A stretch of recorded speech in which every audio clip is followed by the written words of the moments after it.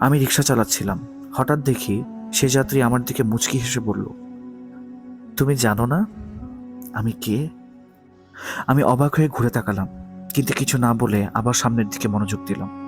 একসময় রিক্সাটা নতুন একটি রাস্তায় প্রবেশ করলো, যেখানে আমি আগে কখনো যাইনি।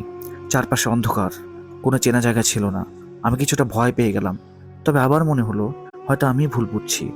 একটু পর আমি দেখলাম যে সে যাত্রী একদম চুপ হয়ে গেছে, যেন কিছু একটা ঘটছে। হঠাৎ তার গলা থেকে একটা গম্ভীর কণ্ঠস্বর বের হলো, আমার আসল পরিচয় জানো?